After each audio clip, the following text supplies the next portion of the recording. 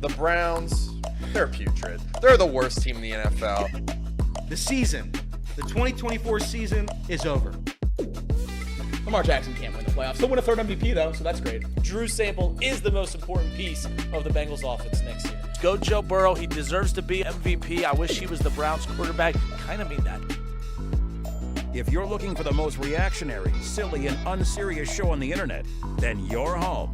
Live from Hamilton, Ohio, it's Off the Bench by Chatterbox Sports on 1410 ESPN Radio. All right, everybody. Happy Wednesday. Off the Bench, Justin Kinner, Casey McAllister, Elliot Ring, and Jacob Tissett with you here. Gentlemen, good morning. How are we? Happy Wednesday. Elliot, we in a good mood? How we feeling? Are we numb yet? Are we numb yet? I am in a great mood. An absolutely beautiful day. I texted you guys. I listed about 15 different Reds positives. Yeah. I got a bunch of Reds positives to talk about today on the program. So I'm ready to roll, man. I think today is going to be a very special day. Out of all the days of the year, today might rank in the top 360. Oh, wow. That's a bold statement. Yeah, I would say so. There's 4 days that are significantly worse, right around there, 4 to 5. Depends. But yeah, everybody else good? Casey, you look beautiful this morning. Well, thank you. Thank you. I feel very beautiful this morning. Thank you for validating my feelings. Jacob? I feel the best when Casey contorts his lower body in crazy ways to sit on that chair. Yeah. He's just sitting on that foot today, tucked it right underneath that other leg. Sometimes that knee gets all the way up to his shoulder, and he kind of gets in a little ball over there. It's crazy. If you're a radio listener, come check out Casey's wonderful ways he sits in that chair throughout the show. Yeah, I don't know why I haven't just changed this chair. It is one of the most uncomfortable chairs ever. See, I couldn't disagree more. It's probably my favorite place to sit in this entire office. It's my favorite chair as well. But you see, I also have that thing that Trace does where he lays in the couch or the chairs there, however. Yeah, that's how I lay at home. I gotcha. That's why I'm all over this chair the way that I am all the time. I'm just all contorted special different ways. You can sit in the other chair that's next to you. I've come in before, and I've seen. Trace could take up, an entire chair. He could his leg wrapped around his head. The way Trace just takes up an entire chair is just it's different. I'll generational sprawler. That's for yeah, it is. Yeah, generational sprawler. Very flexible. I'm not. If I cross my legs while sitting, my left leg goes numb. Can't get up for at least a good 20 minutes. It doesn't make any sense. But no. Speaking of going numb, I woke up this morning at 5 a.m. That's terrible. And because I don't know why I woke up, but I woke up and I guess my whole body was sleeping on my left arm. So I got up and I'm like, I legitimately can't move this arm or feel it. That's good. So I had to stand up for 10 minutes to get all the blood back in my arm because I had lost it during my slumber. So that was a scary. Honest to God, that was the scariest thing I've ever had done to me. Wow. I legit for 3 minutes I could not feel my arm. That's something else. I thought you were going to say you thought you were having a heart attack because that's where I thought that this was trending towards. Because I know you freak out a lot, if something happens. Yeah, no, I'm sure that'll come soon. I'm sure that'll come real soon for me. Oh man! But off the bench again. Happy Wednesday, everybody. We welcome you in. I did learn my lesson. Yes, when I saw that text from Elliot. I felt the sarcasm. And I learned my lesson. Elliot, I promise you, as long as this show is on the air and I'm doing the show with you, I will never, ever force you to say anything positive about this Reds team. Thank you. That means a lot. If I'm broken, you're broken, and I feel bad. The other day, I'm like, Elliot, come on now. This team is, top 12 in pretty much every major offensive statistical category. They're top 8 in pretty much every major pitching statistical category. They have 3-4 guys who are hitting 290 or better. They're a 500 ball club. They would be in second place in pretty much 4 of the divisions across Major League Baseball. And then the last 2 days happened, and now I'm defeated. I am defeated, and if I'm defeated, I know you're defeated. So. There's that. Yeah, I'll never make you say anything positive again, ever. Yeah, I watched the whole game from start to finish yesterday. I went up to Oakley and watched it with my friend, and I said around the 7th inning, I have to leave early. I'm not gonna watch them blow this. And sure enough, Espinal brings home the run, And in the ninth inning, I'm like, you know what? This is just not going to go our way. I feel it in my bones. He's like, nah, just stay. I'm like, okay, I'll stay. And what happens? It always happens. Whenever I know it's going to happen, it happens. And that's the Reds blowing the game. So that's what they did last night, and it's unfortunate. And we'll talk about it, but yikes. At least another local team won. Local professional basketball team, the Indiana Pacers. That's right. There we go. Our favorite. We're all here in Cincinnati, don't have a team to hang our hat on, so you just go geographically, and we're all Pacers fans. I had a friend who went to that Cavaliers game. Oh, wow. Traveled to it. Oh, wow. And said, you know what, we're going to go watch the Cleveland Cavaliers. And he probably felt great 3 quarters and 11 minutes in. Yeah. And then the last 45 seconds happened, and he probably felt a lot worse. No, that certainly is the case. And I was going to save it for headlines, but I guess I can do it now. Only 3 teams in the history of the NBA have come back from when they were trailed by 7 or more points in the last 48 seconds. Okay. 2 of those 3 teams are the Pacers in the last week. Ooh. Yikes. That was one of those games where if the Cavs would have won, I'd have said the Pacers literally squandered an opportunity of a lifetime to go 2-0 against a team that had 3 starters out. And then with the Cavs losing, I'm like, they squandered the biggest opportunity of a lifetime by they were up by 20 at one point. You were up by 13 with minutes to go. They had an opportunity to even the series heading back to Indianapolis after being out 3 of their top players. I mean, they squandered, no matter who would have won yesterday, the losing team squandered the biggest opportunity out there, and the way the Cavs lost was just absolutely phenomenal. You can make something all you want about Halliburton's foot being across the free throw line before the ball even hit the rim, all of that. It don't matter. You turn the ball. They couldn't even get a simple you said it don't matter, but I feel like you brought that up because you think it matters. No, what I'm saying is people are saying they lost because of that, and I'm like, no, you couldn't even convert a simple inbounds pass, and Donovan Mitchell was freaking lights out. Unbelievable. But also, he turned the ball over a few possessions down the stretch. Like the Cavs just looked discombobulated altogether in those final moments of that game, but not even being able to get a simple inbounds pass in. I mean, if it wasn't for Donovan Mitchell, they're probably getting beat by 30 last night. That's how bad that was. Do you lose the injury card when you get a 20-point lead? Yeah. I think so. I think so. Yeah. Once you're at home, even if it's close, if it was close all game and they ran out of gas at the end and the Pacers pulled away, I'd say, okay, Donovan Mitchell played 40 minutes and he had to carry the load the whole time. Once you get up 20 and you blow it, it requires the Pacers to play really good basketball to come back from 20. Any team in the NBA to come back from 20. So it's a fun team, man. I don't think anyone really gave the Pacers much of a shot in this series. No. Plus, 450 before the series to win it, something like that. Plus 400. So 2-0 lead's pretty crazy. I love Tyrese Halliburton too, by the way. I know that the Athletic put out a poll recently where the NBA players had voted him as the most overrated player in the NBA, and I think he's always come across to me as a very likable player. Like there's nothing about him that rubs me the wrong way. I'm a Cavs fan. I wanted them to win. I was pissed that they lost, but I was happy for him because he was voted by the NBA as the most overrated player in the league. And I'm like, to me, I've always listed him as a very underrated player. I've always thought he's a very underrated player. He's got a gold medal. How overrated can you be? Yeah. Unbelievable. Tyrese Halliburton, the most overrated player in the league, is also the only NBA player in the last 20 years to rebound his own free throw and then hit a game-winning 3. How about that? I mean, the Cavs didn't play to win that. They played not to lose, and that's ultimately what happened.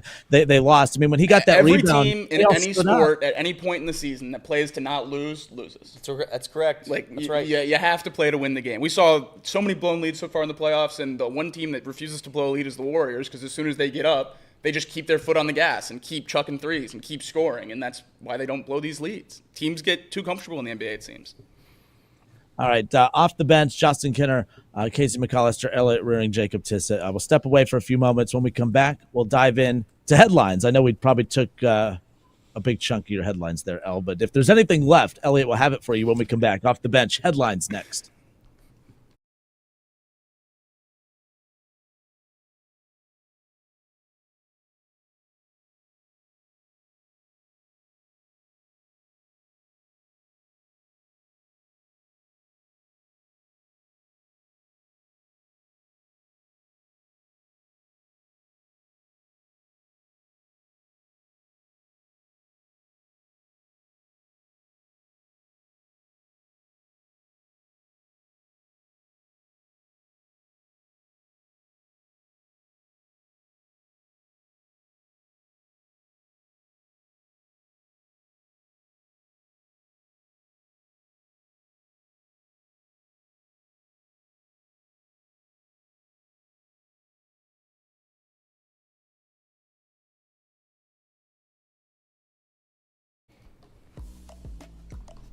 All right, Amir, back off the bench. Justin Kinner, Casey McAllister, Elliott Rearing, and Jacob Tissett with you here.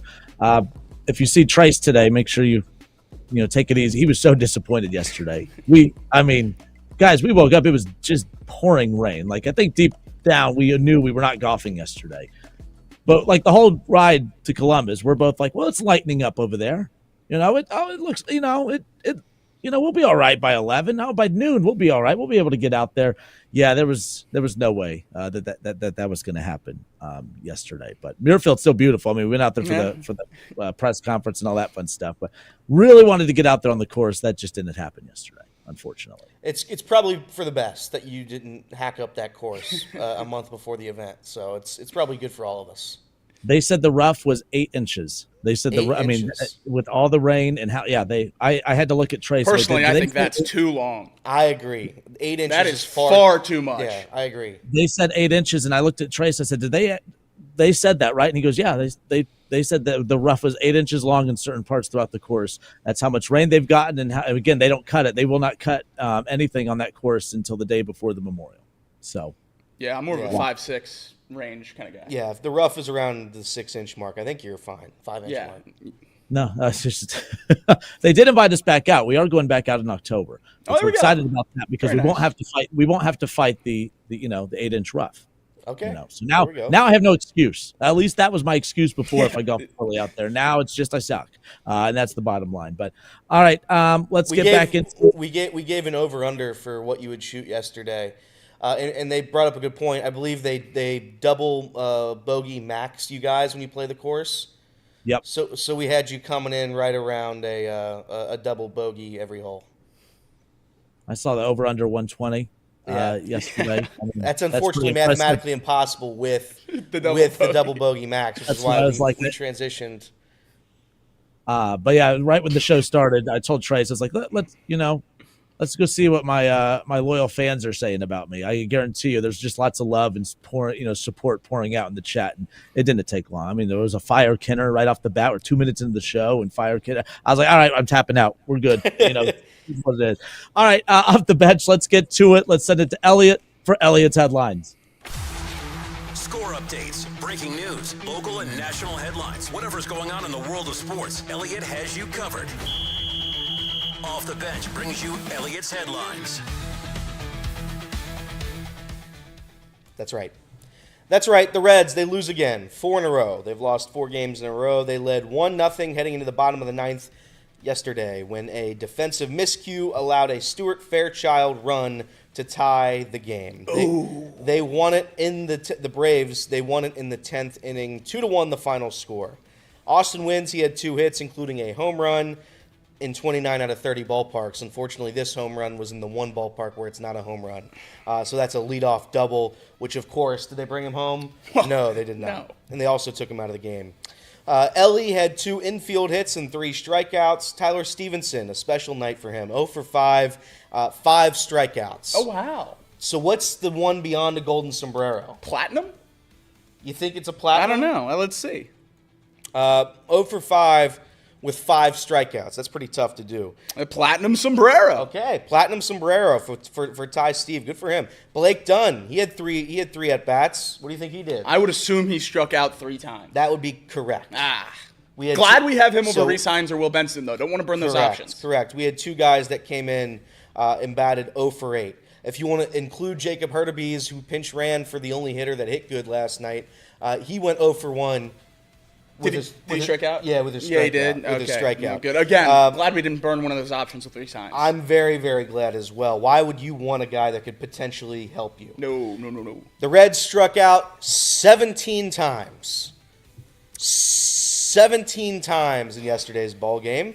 And they lose, as I mentioned, 2-1. Andrew Abbott looked incredible. He went 5 innings, allowed 4 hits, struck out 8 Atlanta Braves. Up next tonight, 7:15, Hunter Green takes on Grant Holmes. Holmes has ERAs for the opposing pitchers don't matter when they play the Reds. But if you were curious, 4.24 is his ERA. I'm sure that'll drop right down to a 2.5 after the 8 scoreless he throws tonight. Major League Baseball around the horn here. We got the Mariners beating the Athletics 5-3. The Diamondbacks, they beat the Mets 5-1. The Blue Jays, they fell to the Angels 8-3. It was tied heading into the 8th inning. Blue Jays took a 1-run lead in the top half, and then the Angels dropped 6 in the bottom half. The Cardinals, they beat the Pirates again, 2-1, the final score there. The White Sox, they lose to the Royals 4-3. In the bottom of the ninth, they get walked off. Jonathan India was part of that walk-off. In the hitting fashion? Yeah, he brought home the first run, and then I think it was maybe Bobby Witt who brought home the second run. Oh, very cool. The Brewers, they beat the Astros 4-3. The Twins, they blew out the Orioles 9-1. The Orioles stink. Yeah, they're real bad. They're real bad. They don't have any pitchers. I've never seen a team that had such high expectations drop this drastically. Yeah. Maybe the Reds last year. They're really, really bad. This is a fun one. The Chicago Cubs were down 2 in the bottom of the ninth inning. They tied it to force extra innings. The Giants would then score 9 in the 11th inning to win 14-5. Ryan Presley is the only Major League Baseball reliever to allow 8+ earned runs in a game, not getting out, and take the loss, since earned runs became official in both leagues in 1913. That's a long time ago. That's a long time ago. So Ryan Presley, congratulations. You are the only reliever to allow 8+ earned runs, not getting out and take a loss. Good game for you. That's an Ali Marmol stat, right? Yeah. Because that stat's just once you give up 7 runs, they take you out most of the time. Yep. Okay. Yep. They gave up, though. I respect it. No, I do as well. The Nationals, they win 10-9 in Game 1. Guardians, they crushed them in Game 2, 9-1. Yankees, they trailed 3-2 heading into the bottom of the 7th. They would go on to score 10 in that bottom half. 10 runs they scored. So they go on to win. We have, what was that? So that's 12-3. The Rangers, they take care of the Red Sox 6-1. The Dodgers, they lose to the Marlins in 10 innings, 5-4. Heading over to the National Hockey League, the Oilers, they beat the Golden Knights 4-2 to take Game 1. And the Hurricanes, they take Game 1 in overtime, 2-1 over the Capitals. Other hockey news, the Utah Hockey Club, they have found their name. That's right. They are the Utah Mammoths. No. They're the Utah Mammoth. They are one mammoth. They are one mammoth. We are one mammoth. They are one singular mammoth. That's right. So I respect that. And I love their uniforms. Their uniforms look great. The head of the mammoth is the mountains. Yeah. And it says Utah in the classic hockey diagonal fashion across the front. I really like them. I think they're fun. Credit to hockey for naming these teams. Golden Knights, Kraken, Mammoth. They don't get boring. I'm all about it. There's a lot of boring sports teams out there. Hockey is not involved, at least in the new team names. So I love them. We mentioned it in the last segment, but the Pacers, they came back to beat the Cavs. They take a 2-0 series lead, 120-119, the final yesterday. The Cavaliers led the entire game. Halliburton, obviously, we mentioned, hit the game-winning 3 with about a second left. So the Pacers lead now 2-0.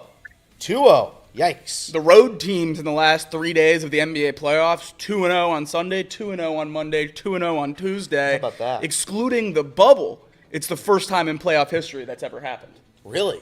Granted, the bubble weren't true road games. So with true road games, it's the first time that's ever happened. Road undefeated streak. And the other thing I just wanted to mention briefly is, our GOAT, some people's GOAT, Steph Curry had a game last night. Warriors took care of business, won by 11, and I couldn't help but go check the box score, see what he did. Only played 13 minutes, 13 points, got banged up. So sorry about that. Certainly hope he gets healthy, but must be nice to have guys like Buddy Hield who can go for 24 points plus 25 when you get hurt and leave.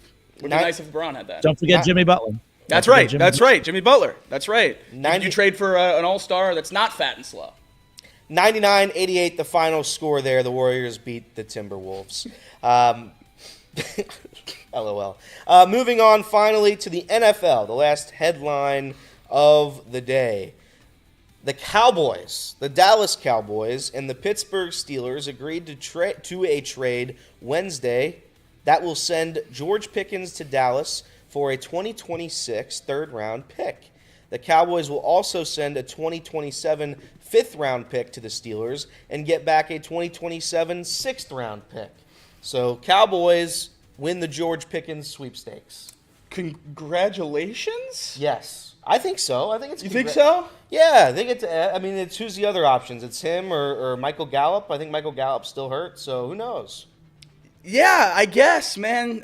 Jerry Jones, Dallas, long list of successfully rehabilitated first-round picks that don't work at their first destination. Ugh. They also the weird part about that too is the fact that there's only 1 year left on that deal. You give up a third That's rounder right. for potentially 1 year of Pickens, and I mean, there's not a good track record for guys that were really, really good in Pittsburgh that left to go be really, really good elsewhere. Antonio Brown's a freak of nature, and he was his biggest opponent the rest of his NFL career. Obviously, he would go on and have success. But Le'Veon Bell left, never had a lot of success again. Obviously, you look at Chase Claypool, obviously Deontay Johnson. I mean, Johnson, I think, is a Bengals appearance away from completing his AFC North tour. But yeah, if Pickens goes to Dallas, I mean, I think Pickens is really good. I think his attitude just sucks. That's the problem there. If his attitude gets cleaned up and you have CeeDee Lamb and Pickens, that's a nice little 1-2 punch over in Dallas. It's just whether or not he can get out of his own way. That's going to be the big question. So weird move though. Weird move for Pittsburgh. Your quarterback room stinks. You're not very explosive offensively, and your one explosive wide receiver you have outside of Metcalf, you move on from.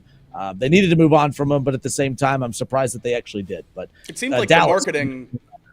Yeah, it seems like the marketing surrounding the DK Metcalf move was the duo as well. Yep. DK Metcalf comes over, picks number 4, says he's leaving 14 for Pickens since he's been there and established something. It seems like that was a big piece of going to get that was whoever we throw in here at quarterback this year, they don't have to be great because they have George Pickens, they have DK Metcalf, and we're committed to winning right now with good weapons. Then you trade Pickens and. I mean, I don't know what we all think DK Metcalf is in this room, but I don't think he's a dominant number 1 receiver enough to carry an offense without a legit number 2. So, and without Pickens, I don't know what that leaves for the Steelers offense. Not to mention they don't exactly have the best running back room either after letting Najee Harris go. It's Jalen Warren and a prayer. So I don't know what the plan is in Pittsburgh. I would assume they're going to get Rodgers at some point, but the days and weeks keep passing, so we'll see. If you're Rodgers, though, do you want that? Like, I don't know.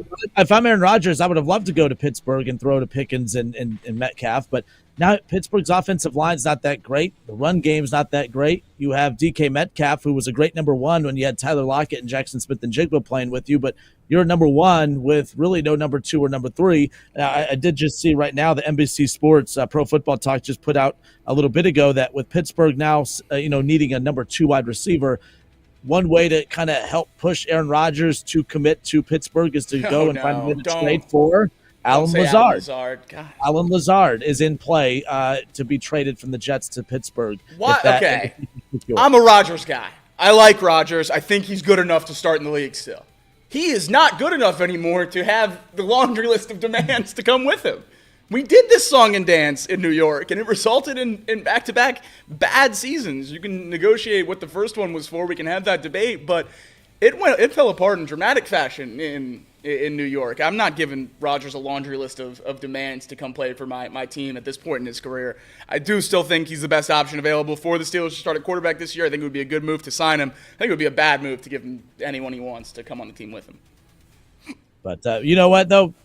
Pittsburgh, they're going to get their 500. They're going to fall below 500. They are. One notable Pittsburgh account. Games. One notable Pittsburgh Twitter account's very, very sad right now. And Casey, if we can put it up, what's going to happen to this Twitter account? By the way, the Reds had a funny little wordplay with them earlier on when the Reds beat the Pirates. What's going to happen to Pickinsburg? I don't know, but it was one of the first things I thought of when this news came across my desk, and I was really startled and shocked. I mean, it's a Wednesday morning at, 7:30, 8 a.m., and you just lose your livelihood? Can't believe it. I mean, Pickinsburg is a living, breathing, sentient being in my eyes. I mean, I see him on X, the Everything app. It's all happening on X all the time. I mean, almost every day. So, yeah, man, I'm going to miss Pickinsburg. Does he go to, Arlingtonburg? I don't know. I feel like he has to pick a new Steeler. So you think he's a Steelers fan first, a Pickens fan second? Yes. That would ruin my life. I think that's the case. My entire rationale of Pickinsburg is that he's a Pickens fan first. I would respect it even more, but I don't what think comes that's first the in the case. name, the Pickens or the Berg? Yeah, I mean George does. So I don't know. I don't know what to do here. I think he's a Pittsburgh fan though. I think he's going to change it. Maybe Rudolph Berg. Rudolph Berg? Yeah. Okay, I like that. I mean, of all the wide receivers in the North, to have a diehard follower like that, Pickens, Jamar Chase. Yeah. I could see if he had a cult-like following, and he has a huge fan base. I'm just saying, if Jamar Chase had a cult-like following, it would make sense, But Pickens, good for Pittsburgh, whatever the hell you said his name was. It is what it is. But there you go. All right, Cincinnati Reds, a game below 500. Will they ever get back to 500? Will we ever see them a game above 500 again? When will they win a game next? We'll talk about that when we come back. Things went from bad to worse for your Cincinnati Reds. We'll discuss next.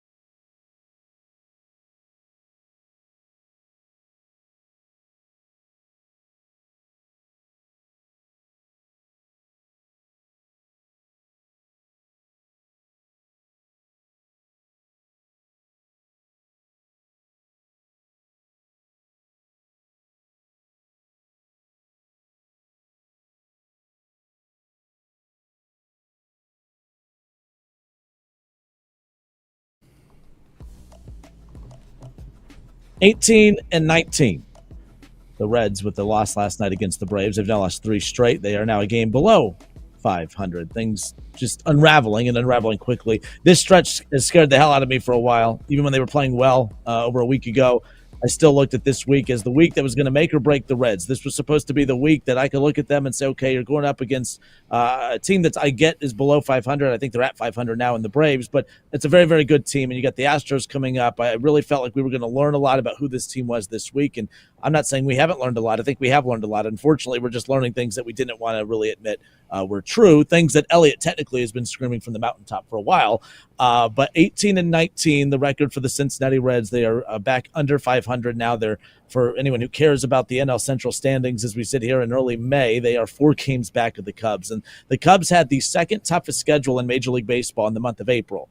They have the second easiest schedule in Major League Baseball in the month of May. So while you're playing really bad baseball right now and you're continuing to stockpile losses, and the Cubs are, they dominated a tough schedule, and now they're rolling through an easier schedule, this can get really, really ugly very, very quickly. And that's the Central, 4 games back there. And the wild card, I know people don't care about standings, but I think keeping, pacing with a lot of the teams you're going to be competing with for the season is very important.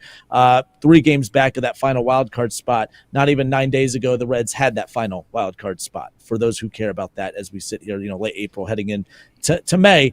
Banged up, injured, doesn't matter. Even the guys that are healthy, that were hitting the ball really, really well, all of a sudden aren't hitting the ball at all anymore. The struggles from McLain continue. The losses are piling up. We started to see Noelvi Marte kind of come into his own a little bit. Now he's out and injured. The severity of that we don't know yet. Austin Hayes should get back by this weekend, obviously against the Astros, but will it be too little too late by then?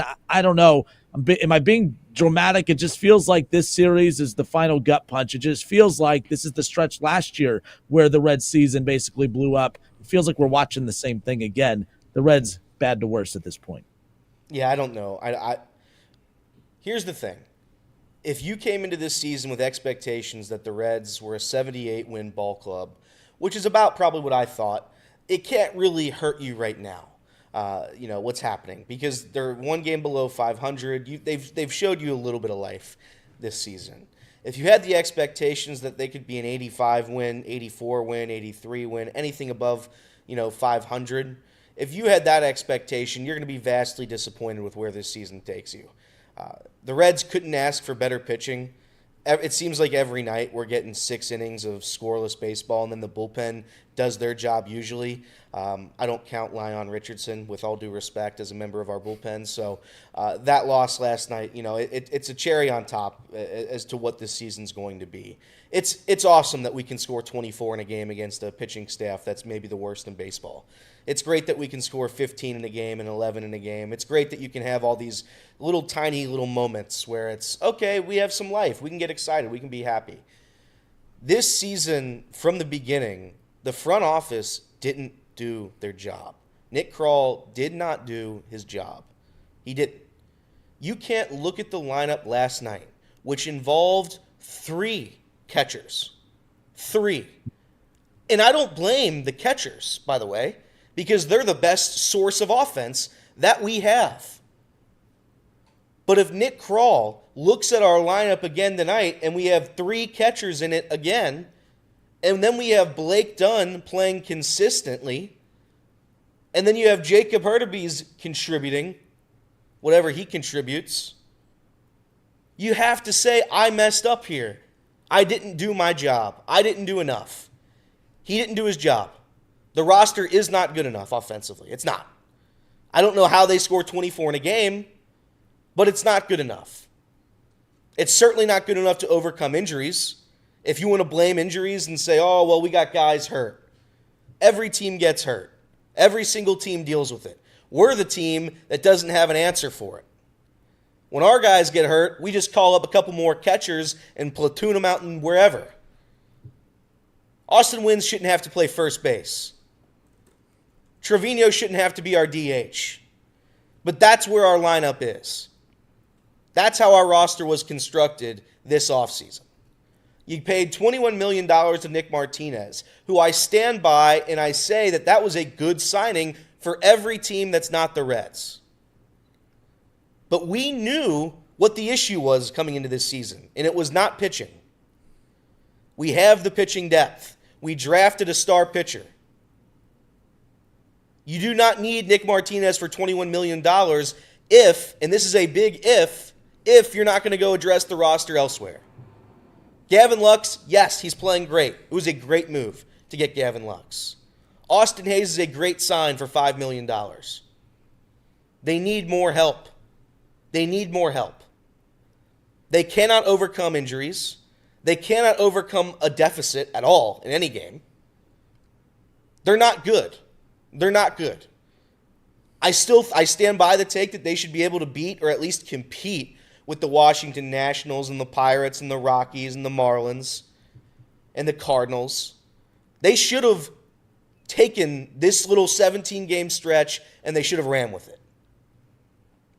The reason they didn't is because they're not good enough. And you can sit and pretend. I saw people on Twitter yesterday were saying, oh, this Reds fan base is so reactionary. What are we supposed to do? Just take it every single year? 30 years of failure. Every single year is worse than the next. We have 2 generational superstars in this team, and you're wasting them. Wasting them. That window we talk about, it's closing. It is. It's closing. You're running out of time. This year, clearly, I would say all of us on this show right now would say that the Reds aren't a playoff team. Is that accurate? Yeah.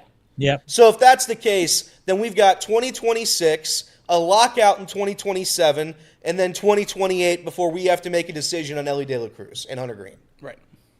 That's the window. That's your entire window. That's it. Two more seasons. That's as big as 3 more seasons. Terry Francona, his contract ends right around there. This is it. And you've said, all right, you know what this season's going to be about? We're going to see if we can build on last season. But you didn't have anything last season. They were all injured. Everybody was injured, except for Elly, because he's the only one that stays healthy. It's just not good enough. And I'm tired of watching it night in and night out. Defensively, they're not there. They're just not. Jake Fraley hasn't played a game in right field in I don't know how long. Matt McLain hesitates, and somehow Stuart Fairchild scores from first base on pretty much a routine single out in the outfield. It's a disaster what's happening here. And it's unfortunate because there's so many good performances from our pitching staff. The offense has to be better. Have to be. And they're not. I watched the game last night. Jacob Hurtubise came in to pinch run for Austin Wynns after a leadoff double. A joke. I mean, just a flat-out joke. There's like 3 guys that can hit on this team, and we're going to pull one of them for a guy that can't. Well, the guy who can't comes up in the 8th inning. There's a runner on base. 2 outs. Jacob Hurtubise is laying down fake bunts on fastballs down the middle with 2 outs and a runner on. That's the guy you called up? He's laying down fake bunts. He has no intention to bunt. He's just showing the pitcher that he's gonna. And then he pulls it back on a fastball down the middle with a runner on and 2 outs. Over Will Benson and Rhys Hines? Why? Why did you call him up? What's the reason? Explain it to me, please. Explain to me how Blake Dunn and Jacob Hurtubise see consistent at-bats. They're not Major League Baseball players. I know this city didn't like Stuart Fairchild, but damn, if Stuart Fairchild didn't contribute a little bit, these guys that we have at the back end, and you can say, well, every team's got a Blake Dunn. Well, every team's got a Jacob Hurtubise. Yeah, well, the other teams have good players in the front half. The Reds do not. If there is a better option anywhere, I don't care if he's in single A, bring him up. I'm tired of watching the offense. I'm tired of it. Congratulations, you scored 24 in Baltimore. Outside of that game, this offense is atrocious. They do not hit with runners in scoring position. They do not advance the runners when they're out there. The only way they can score is if Ellie steals 2 bases. That's it. And they will not score again. And maybe a solo home run by Jose Trevino or Austin Wynns. That's it. The Reds are not good enough. Nick Krall failed. He failed. Congratulations, our pitching staff's very, very good. You did 1/2 of your job. They need to be better elsewhere. I don't know what the answer is. There is no set answer. I'm not saying the Reds have to be the Yankees and spend $200 trillion on outfielders. But clearly what they did this year is not enough. We've got guys like Noelvi Marte who are getting injured, and it's the same old song and dance with this team where we don't know where he got hurt. Terry Francona said yesterday that he got hurt on a ball that hit him in Louisville 3 weeks ago. That's his injury. That's his injury? How? How is it still happening where we don't know where these Spencer Steer's been hurt for 1.5 years? There's no set rhyme or reason to the way the Reds do things. And it's very, very, very upsetting. I apologize for the rant. I do think one thing that the two of us, and to give you a little bit of a silver lining here, I know you just went on a rant, but I've been reading the chat while you were going on, and they love it. We all love it, but I think we share a lot of the same sentiment, but the one thing that's a little bit helpful to see is I think people are coming around that it might be a personnel problem, that it might be a bad roster, that the players might not be cut out for it, that maybe it doesn't matter what you do if you're not willing to put money into the roster. Yeah. I think that's something that's helping Reds fans through this season, is that you're seeing it wasn't all David Bell's fault, and before that it probably wasn't all everyone else's fault. I don't know who you blame at this point. I think it has to be Nick Krall. I think it has to be the front office. You can't run this lineup out there. You look at contenders in this league, and there's a system in baseball that's become very, very prevalent, and it's you acquire all of one position and play them everywhere because they're the best athletes and the best player on the field. That position's shortstop, not catcher. The Reds are trying to do what the Padres did with Fernando Tatis and Manny Machado with Austin Wynns and Jose Trevino. That's not going to work. It's just almost unwatchable at this point because you lose one guy in Noelvi Marte to a ball that he got hit on 3 weeks ago that you didn't even know he was hurt. And now you turn around and he tweaks it on a throw in the game 2 days ago, and now he's out with left side pain, and it's just, now we have to play 3 catchers and throw Spencer Steer in left field for the first time of the season. Probably not the best situation to put yourself in when it comes to roster construction. The quote from Terry Francona yesterday, quote, evidently he got hit by a pitch in Louisville a few weeks ago. It had been bothering him, but he was playing through it. He made a throw the other day, and it kind of grabbed at him. He didn't really say anything. He wanted to play. Quote, then when he was hitting in the cage before the game, it grabbed at him. We're going to get him looked at tomorrow morning. A ball that hit him 2 weeks ago. Again, I feel like I ask this question 4 or 5 times a year, and I don't know that anyone in this room will possibly have a straight answer for me, but there is no way our injury problems happen with other teams. And I don't mean players getting hurt and missing time. I mean the missed reports, the hidden injuries for a month, guys playing through something and it tweaks them, and you hear after the game that he got hit in AAA 3 weeks ago. Like, there's no way this happens with other teams. There's just no way. And that goes back to how this organization is run from the top. Man, and like it turned quickly. I mean, it wasn't even 9 games ago. We were just like, man, look at Gavin Lux, look at Trevino, look at Austin Hayes, Ellie coming back, Friedel was kicking ass in the leadoff spot. I mean, Tyler Stevenson was making his rehab stint. He was coming back because that was the big thing before the season is, man, how are the Reds going to get by with Stevenson on the IL to start? We kind of forgot he was on the IL because that's how much production that they were getting from Trevino and wins and all of that. And then Noelvi Marte was a great feel-good story because he started to come around and everything just appeared to be trending in the right direction, and then it just was a screeching halt. And it's just unfortunate because I keep buying in, and then I keep, they slam the brake, and then my head kind of hits the windshield a little bit every time. That's what they keep doing with us. They start driving, they get you comfortable, and then they slam on the brakes, then your head slams forward and hits the windshield. Happens every single time. Tonight, Hunter Green on the mound. And we should be excited about these outings for Hunter Green. I mean, I'm excited to see Hunter Green pitch, don't get me wrong. But these are the games that, you come off a big win against the Braves and you have Hunter Green coming up. The Reds, you win that game last night, and then you start to feel a little confident because you have Hunter Green on the mound tonight. You can't even enjoy the Hunter Green appearance, which is, of course, to Andrew Abbott's credit, he put them in position to win that last night. They should have won that last night. Hunter Green's going to put them in position to win tonight. It's just what offense, which guys are going to step up offensively? Will they get enough offensive support tonight? That's the big question. You know what you get with Hunter Green? Get complimentary support from the bullpen. Who's going to step up and make a play offensively tonight? It's just not cohesive whatsoever at this point. And it's not like they're not going to win again. They'll win again. They'll get back to 500. They'll get above 500. But if you have the expectation that this team's a playoff team, I just can't help you. I mean, if you're a positive Reds fan, good for you. Hell yeah. But I watch it, and I watch these games, and it's just like I know who they are, and they're not good.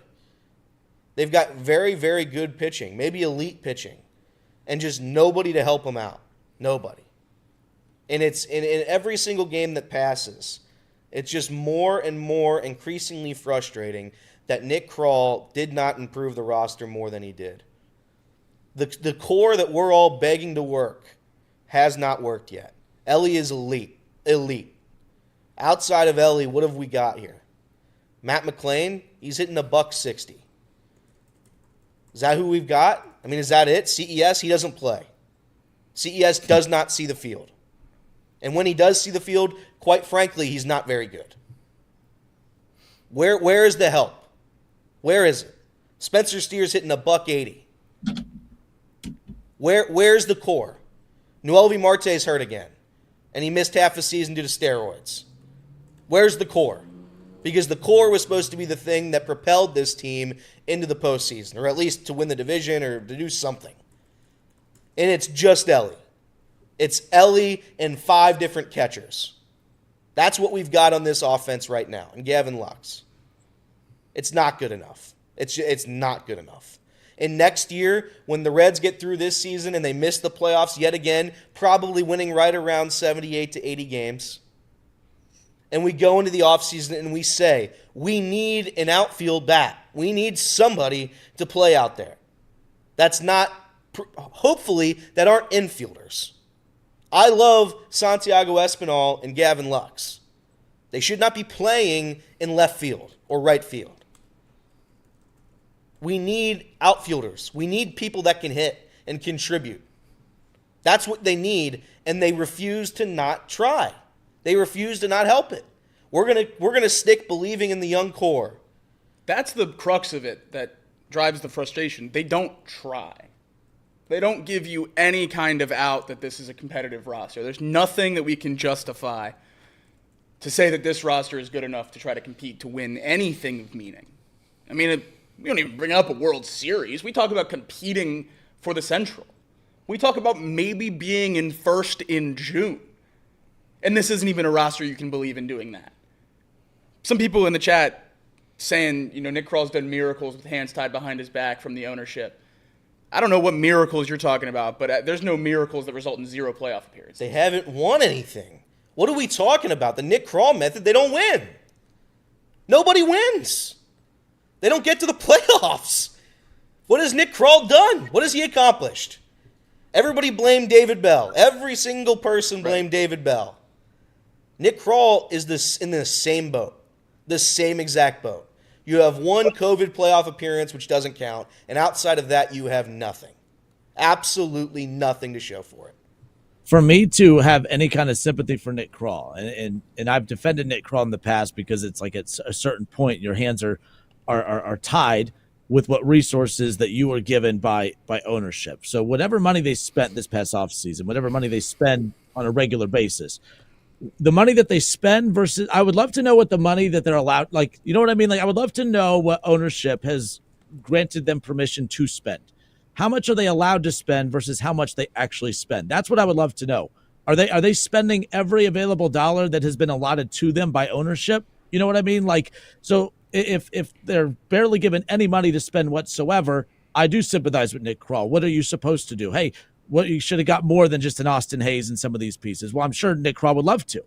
I'm sure Nick Krall would love to get more than those pieces. I'm not defending him, Elliot. I guess what I'm questioning is, from an ownership perspective, what leeway is he given as far as what he's allowed to spend when it comes to improving this roster? Did he spend every dollar that was available to him? You know, did he leave meat on the bone? I'm very curious about that big picture for a lot of GMs, obviously, but him especially in this particular situation. I think we know ownership's the problem. We all know ownership's the problem. But if you're going to fire David Bell, then why is Nick Krall safe? Right. That's my question. Right. I mean, David Bell, all he can do is deal with what the ownership gives the GM who gives him. And he's had nothing. David Bell had nothing. No help. And if we know that this is what the constraints you're working under, and Nick Krall clearly cannot win under said constraints, let's roll the dice on the next guy who maybe can win under the same constraints. I don't know, but it clearly hasn't worked. And if this is the system that you think we have to operate under because, the ownership's not giving him any money and you can't invest into the team, then maybe there's no reason to have a team at all. I mean, where are you going to go? But if this is the best product we can get, geez. Well, that's the same. I agree with you about David Bell because we were very similar on that last. I mean, I love that we have Terry Francona, but I'm just saying in general, last year I was like, well, all these problems, I'm not going to put David Bell at the top of the problem list. I mean, you're working with what's given to you. But that's the thing. If we kept saying, okay, you remove David Bell, you bring in another manager, it's still the same roadblocks. You remove Nick Krall, who's going to come in and maximize what little is given to them by ownership. So I understand you're criticizing Nick Krall, but I don't know if anyone could succeed in this particular situation with the limitations based upon ownership at that point. The manager argument's hilarious to me because if you think one single thing has been fixed under Terry Francona, and by the way, this is not a shot at Terry Francona. I'm not blaming Terry Francona. I'm saying the roster last year and the roster this year are the exact same. Nothing has changed. Nothing. They still can't play defense. They still don't score runs. Nothing has been fixed here. Nothing. So when I take a look at Nick Krall and if the change of manager is not working, then I'm going to look to the president of baseball ops. That's where I'm going to look next. And because you just got to keep changing, you have to. You can't do the same thing over and over again. You just can't. All right, off the bench, Justin Kinner, Casey McAllister, Elliot Rearing, and Jacob Tissett with you here. We'll step away for a few moments, and we'll switch gears over to the Cincinnati Bengals. We'll get off the Reds for a bit. The Reds will be back in action later tonight. Hunter Greene on the mound, Game 3 against the Braves. Trying to end this little losing streak. Again, the Reds under 500. Again, 18-19 on the season. 4 games back behind the Chicago Cubs in the Central as we sit here right now in early May. And they've dropped to 3 games back. 9 games ago, the Reds were sitting in that final wild card spot. Now 3 games back of that spot thanks to the recent struggles that they've experienced, obviously, since that Nationals series and dropping the first 2 against the Atlanta Braves. The Cincinnati Bengals just reworked the contract of Geno Stone. Are these moves being done by the Cincinnati Bengals front office to set up maybe a big addition with some of the remaining free agents that are available out there? What's the motive behind the Cincinnati Bengals' recent decisions in the front office? We'll discuss that and more when we come back. More Off the Bench next.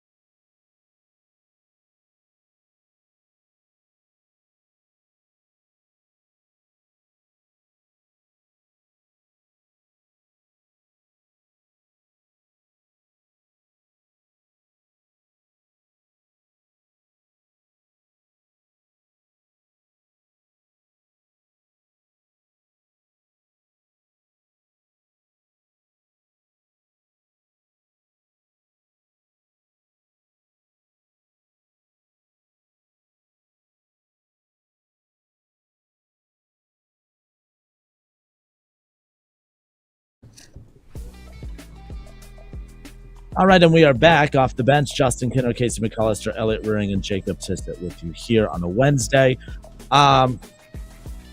Within the last week, the Cincinnati Bengals have reworked 2 veteran contracts to free up some money. Obviously, the Zach Moss deal last week, they reworked that to free up a little money, and I think they freed up, if I'm not mistaken, about $1.5 million with the Geno Stone rework. That was just announced yesterday. And, if it's an isolated rework of a contract, with Moss, obviously that was one thing, but within the same week to have another reworked contract, I guess the question I have for you guys, I know when I was out yesterday, you guys talked about the potential addition of Julian Blackmon and some other activities that the Bengals could have with the remaining free agents that are available. But we could talk about free agent targets for the Cincinnati Bengals all we want, but will they actually pull the trigger on a move? With the second reworked contract in the last week, Jacob, Casey, and Elliott, does it seem like the Bengals are freeing up more money to potentially embark on a move, or is this just a couple isolated situations where the Bengals just trying to free up some cash off some of these veteran contracts? You hope they're freeing up the cash to do something, but we also know Mike Brown stores his money under his mattress, so maybe he's just gotten uncomfortable going into the summer and needs a little bit more padding. I'm not entirely sure. $26.6 million in cap right now. What did we do for the first week of free agency if we were going to have this much cap in the first week of May? I don't really understand. I feel like, a team that had so many questions to be answered, if you're going to have this much cap after the signings of T. Higgins, after Jamar Chase, if you're not going to extend Trey Hendrickson, that cap should have been spent when you had a large free agency pool to choose from. But, however, the Bengals obviously did not, and now we're post-draft, and the pool is pretty picked through, but outside of the safety position, I still think there's some names that are moderately interesting, but sadly, I think the most likely option is that we give Trey Hendrickson $10 to $12 million to play this year, and the Bengals are sitting on about 20 when we go to week 1. Yeah, I don't think they're going out to look for a free agent. I think this is internal right now, and I don't know if it's for Trey Hendrickson. I still don't fully understand what's going to happen there. I know that Trey Hendrickson's going to play for the Bengals this season. I'm hoping it's all 17 games instead of sitting out the first 2 or whatever's going to happen here.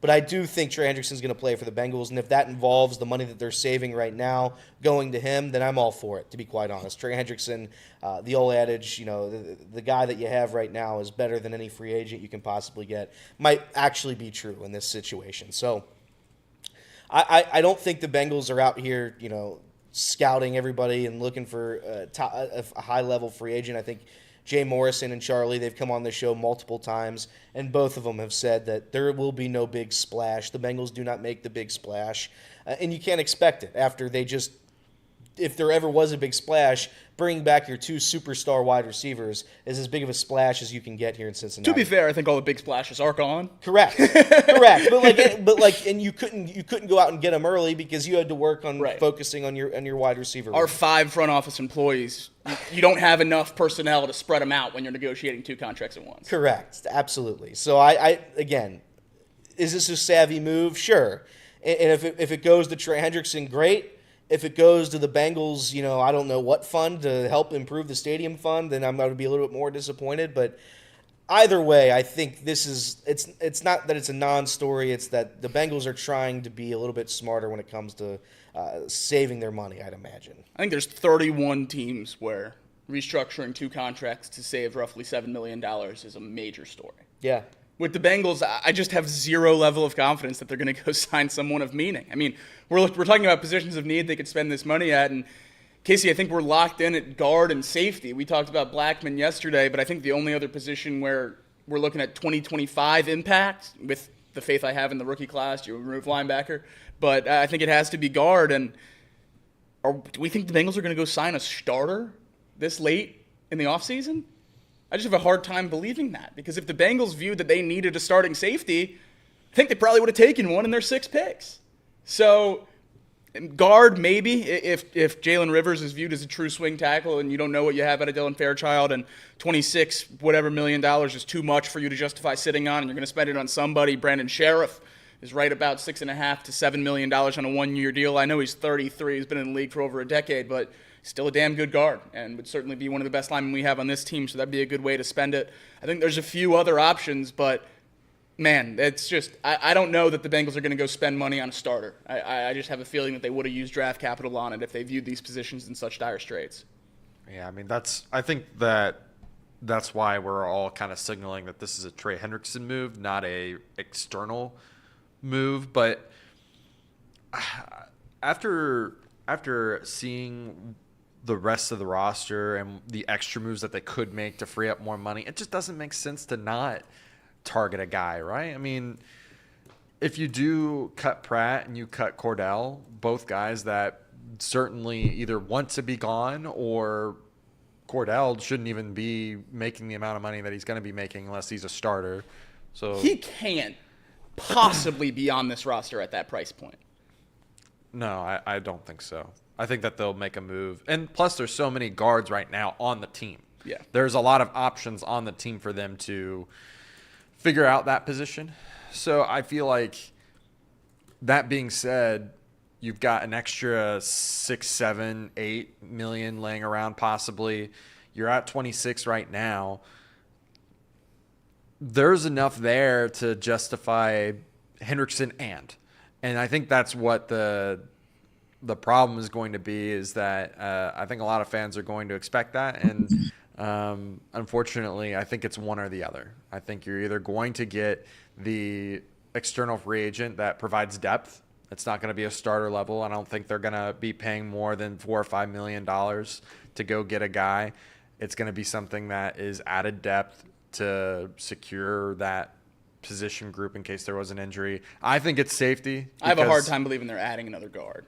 Yeah, there's just too many options right now at guard for them, for me to feel like that it is guard, especially an older guard or a guard that's coming off of a serious injury.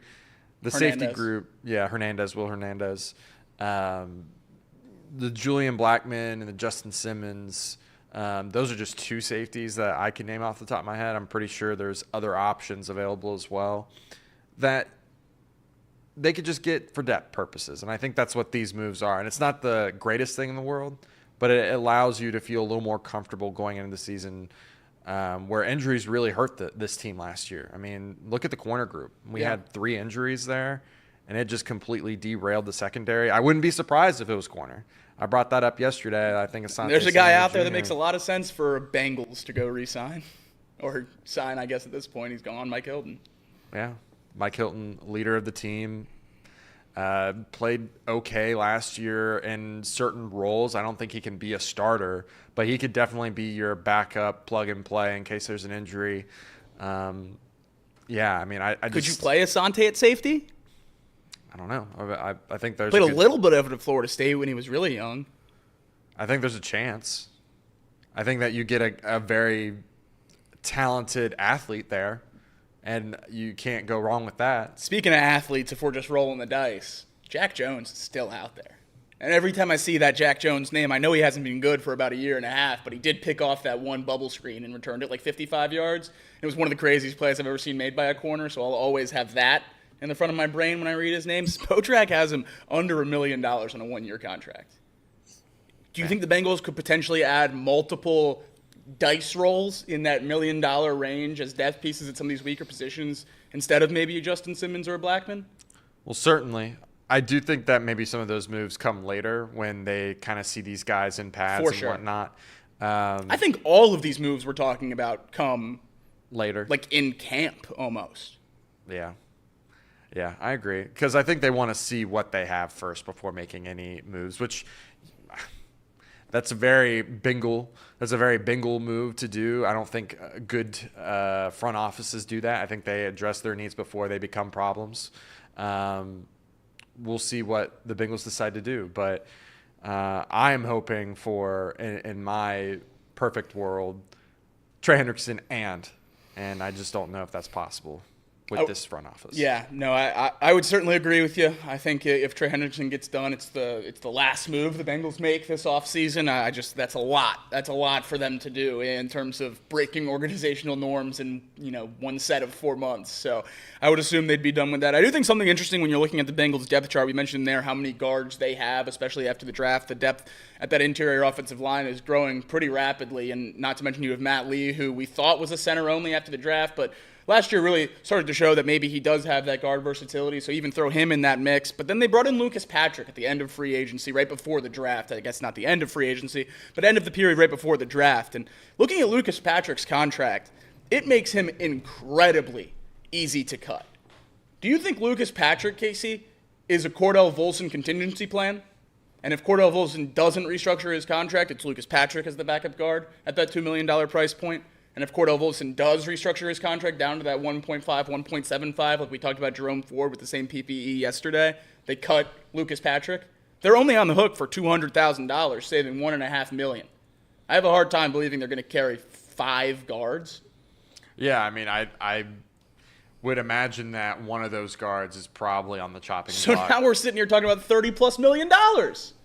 Yeah. Yeah, I know. That's infuriating. Yeah. I don't know, man. I feel like they have the money. That's why despite what you feel about Trey Hendrickson and the extension, like they have enough money to just front load this and just give him a 1 year, just this, this little extra boost here this year, and then you can say goodbye. Like, I think he's really concerned about the guarantees. I do wonder if he won't sign that until, like, the last minute. Like, right before training camp or even in training camp. Even if that offer's on the table from the Bengals' perspective. I just wonder if what does he gain from signing it 2 months earlier? Yeah, and that's fair. Like we said in the middle of this conversation, these are all probably in the middle of training camp, which sucks that they're making these moves, and we probably won't know anything until they're in pads. But yeah, I mean, that's just how this team operates. Other teams are out here still wheeling and dealing, trading for third-round picks next year and getting deals done. So I just don't expect any news from this for a while, but it does point in a direction that maybe there is some push to get Trey done. Had to move something around to get him done. NFL.com put out just with some of the top remaining free agents, the best fit for some of these. You guys have thrown out a lot of names, and the name that NFL.com threw out as a potential landing spot in Cincinnati was not mentioned. Again, so this name isn't to Cincinnati, but for instance, like Asante Samuel Jr., they have linked to the 49ers. J.K. Dobbins still available, being linked to the Bears. Continuing to go down this list, Darius Smith still available as well. Will help any team in that department as far as adding depth when it comes to pass rushers. I don't want to see Justin Simmons added to the Eagles. That would annoy me. But they do have Justin Simmons linked to the Eagles, but who they have linked at age 34 to the Cincinnati Bengals, a cornerback, and Stephon Gilmore.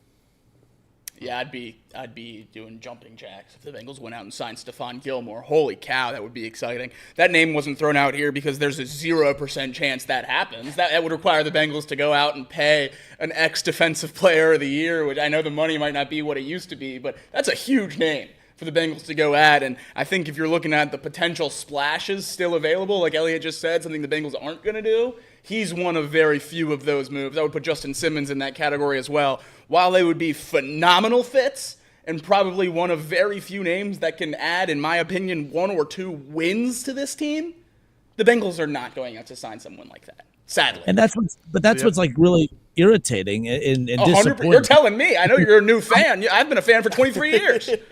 I can tell a lot of your guys' opinion is based on how you know the Bengals operate versus what they should do. Correct. But like earlier, you said there's not a lot of home run names that are out there or splash moves that are out there. I'm going through this list, and I know these may not be like the sexiest of names, but I mean, I think these are impact guys that can really turn around quite a few franchises that are still looking for depth pieces at this point. I know the Bengals, you talk a lot about their weaknesses and how they need to go attack those weaknesses with some of the remaining players that are there, but also leaning into some of your strengths by adding just more weapons to that. I mean, the fact that Keenan Allen is still available, obviously for the right price. I mean, I'm just throwing out these random. I mean, yeah, if you're not going to be able to fully improve some of your weaknesses, what's the problem with just going and going to add some of these pieces? Obviously, they have Mike Hilton tied to the Titans. Julian Blackmon is being linked, obviously, to the Tampa Bay Buccaneers. Keenan Allen to the Cardinals. And again, just going down this list, but I'm like, Justin Simmons still available. Zadarius Smith still available. Some of these names, I know they're not high priority names for the Bengals, but if any of those names are announced to Cincinnati, those are big time game changers, in my opinion. Absolutely. Still a lot of options out there, and I think that's why Bengals fans are probably more optimistic this offseason with these restructures and stuff than they ever have been before, because so many of those options out there are team needs for the Bengals, are impact players that would probably help, get an extra win or two this season, and are pretty close to a price point. If you're optimistic, you can talk yourself into the Bengals going into here. Justin Simmons is probably the most expensive out of the DBs we named, and he'd come in around probably $7-8 million. Julian Blackmon was 6.5 last year, 6.7 last year. I think he was 3.8 or something like that. Oh wow, okay. Yeah, it was very cheap for Julian Blackmon. So that money that they freed up is like exactly what he got last year, which is why I was so. I thought he would cut into the cap more than that too. Wow. Yeah, and with the injury, who knows? Yeah, but that's true. The key part to this conversation and the Bengals adding an external free agent is also the opposite side on their perspective for the free agent. Are they being offered a starting spot? Correct. I don't think the Bengals are offering any starting roles at this point. They're just not. They're going to say you can come in and compete, but they're not just going to give Justin Simmons the job. They're not going to give Gilmore a starting spot. They're going to let the young guys probably play, and I think that also limits what they can do. It eliminates that whole top tier, probably.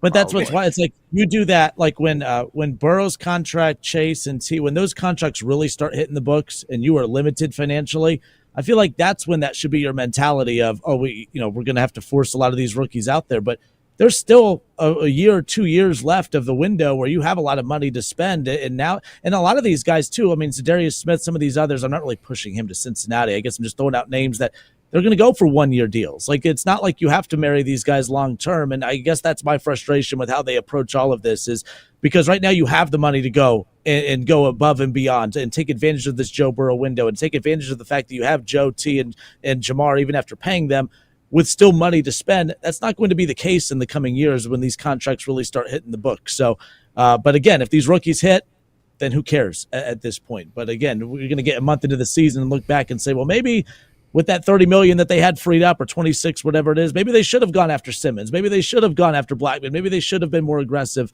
in the defensive free agent department. But again, falling on deaf ears at that point. So, not to mention with over $26.5 million from cap space, what do you plan on doing with Jermaine Pratt's $8.5? Yeah, that's just hanging out in your locker room with a pending trade request. So we're going to have even more to work with or not work with. All right, off the bench, Justin Kinner, Casey McAllister, Elliott Rearing, Jacob Tissett will step away for a few moments. Quite a few things going on in the world of sports right now that you can't tell if Well, if it's something or if it's just a nothing burger, we'll discuss when we come back. More Off the Bench next.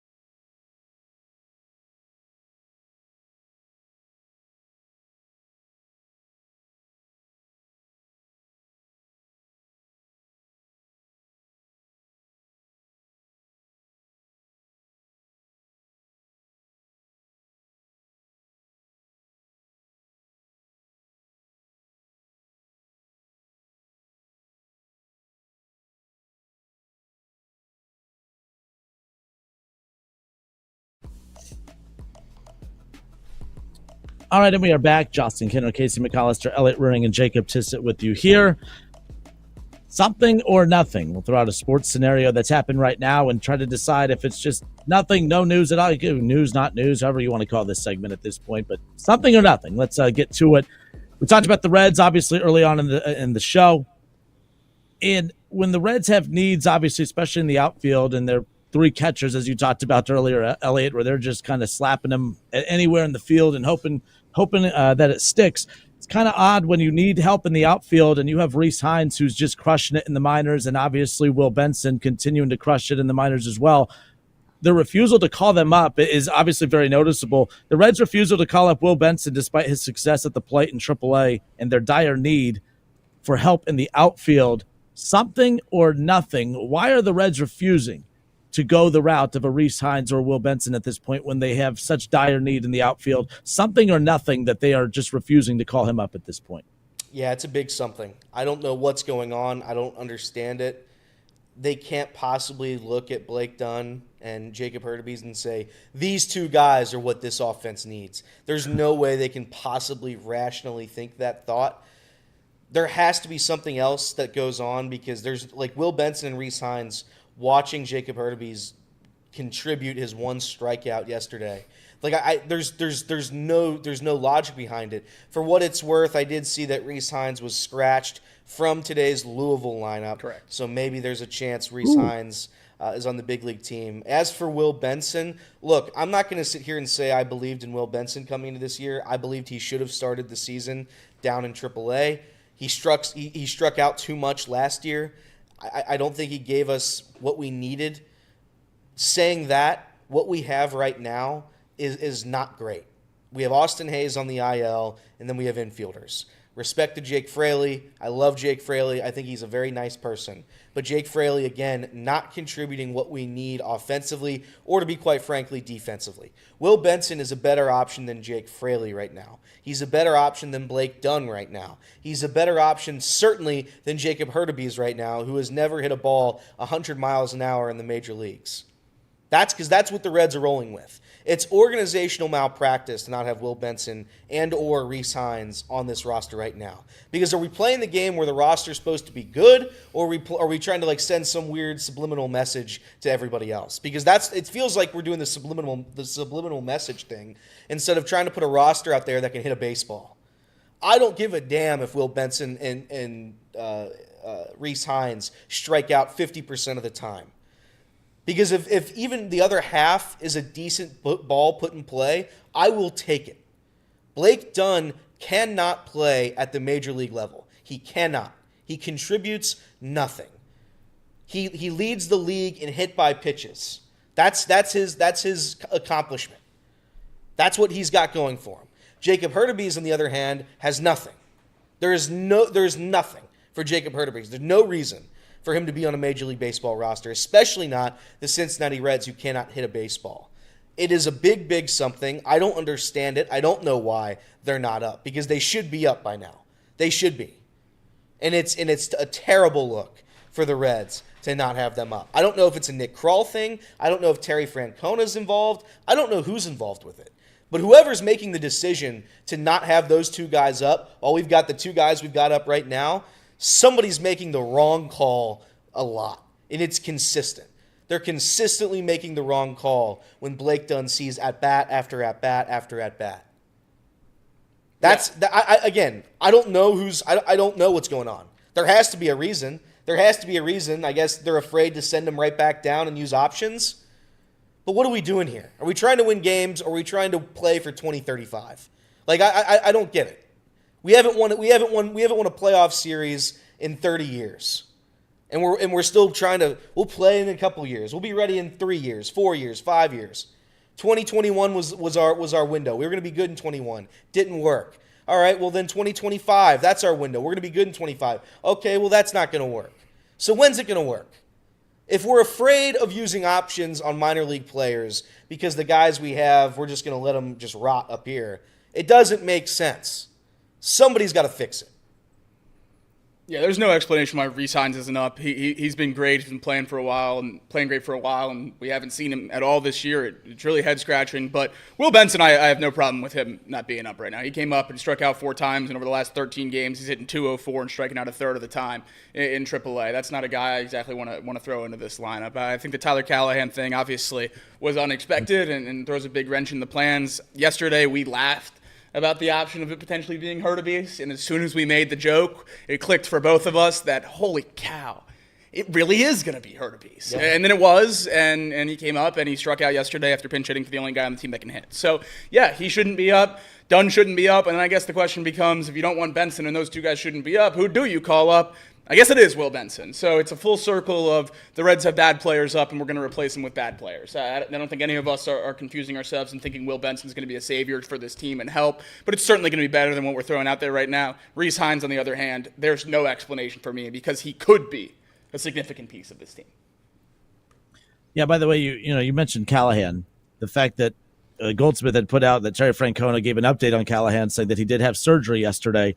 6 to 8 weeks of no baseball activities. That's incredible when you think about it. Not a season-ending injury. Did you see his arm just kind of dangling? Yeah. Like, how the hell is nobody?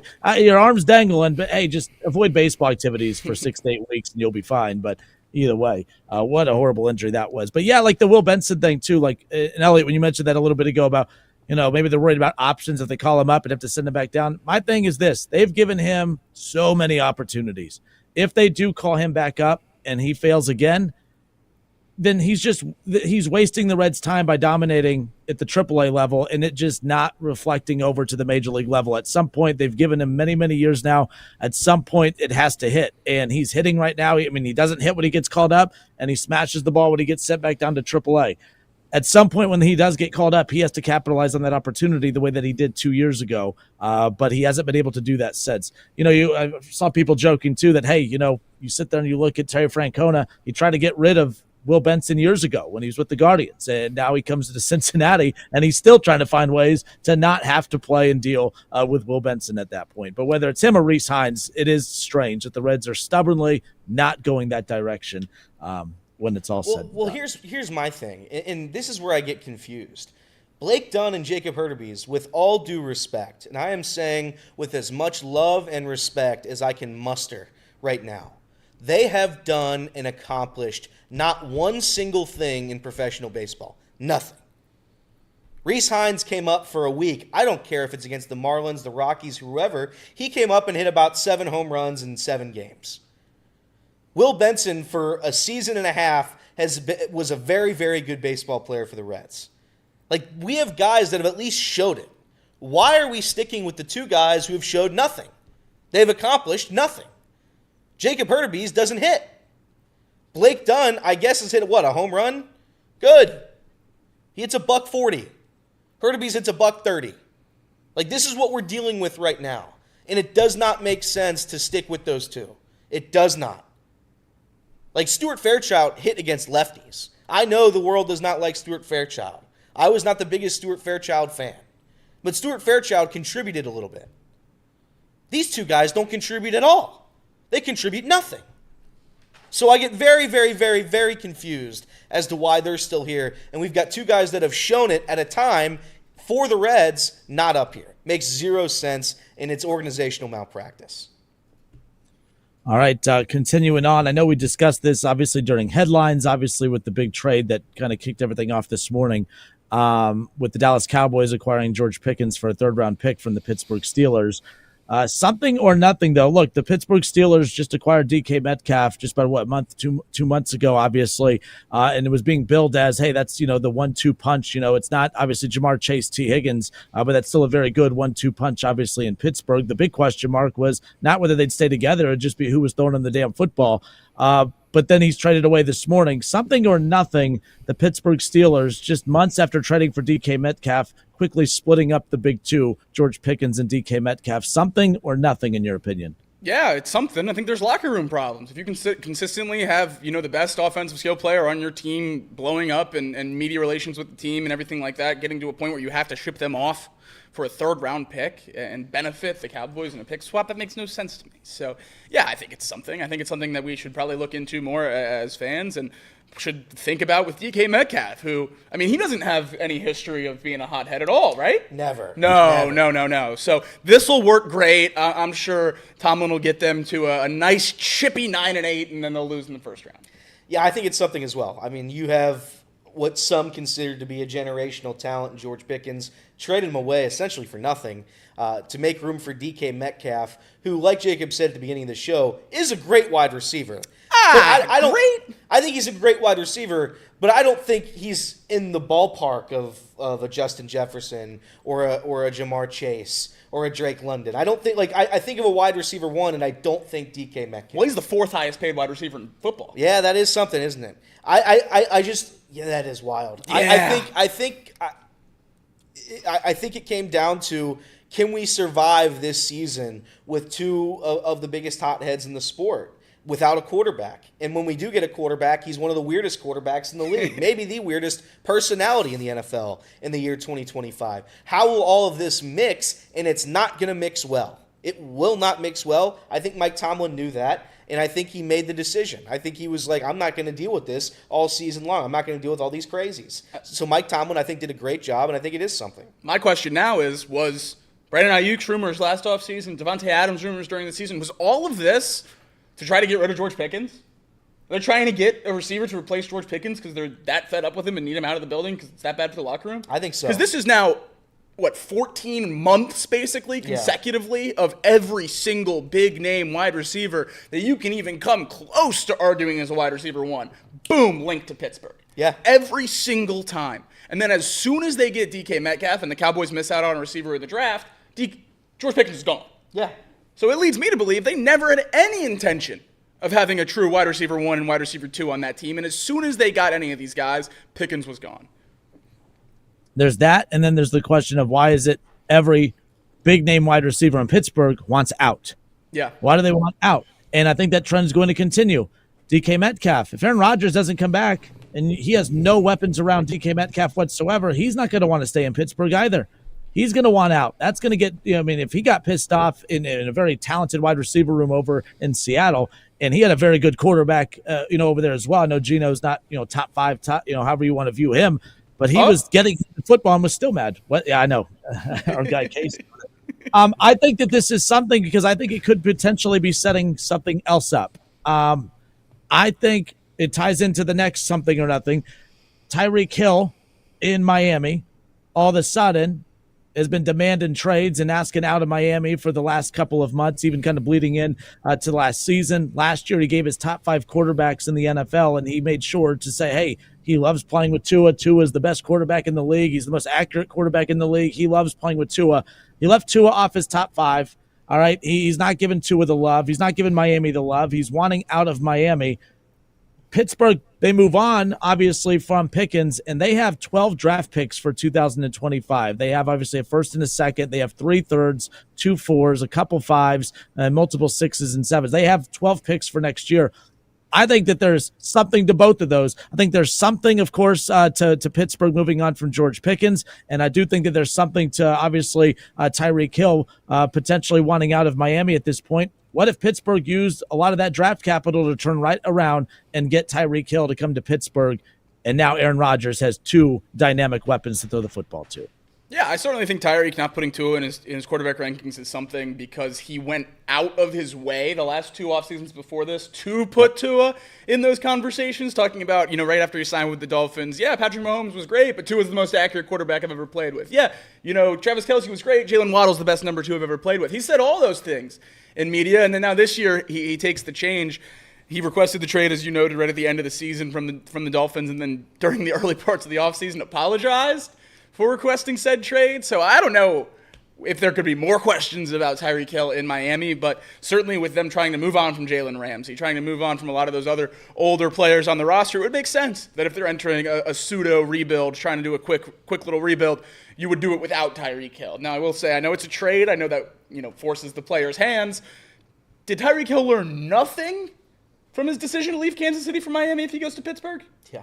It's the same thing, you're just moving a scale down, right? Going from Mahomes to Tua is the same as going from Tua to whoever's playing quarterback for the Pittsburgh Steelers. You're just going from tier 1 to tier 2, and now you're going from tier 2 to probably tier 4. So that's a pretty brutal place to go. I think Tyreek Hill and DK Metcalf would probably be a worse head case situation than George Pickens and DK Metcalf. So that's going to be a terrible decision if the Steelers do that. I'm not saying he won't go for 150 yards against the Bengals once and probably make me look like an idiot, but I think big picture that'll blow up pretty quickly in the Steelers locker room.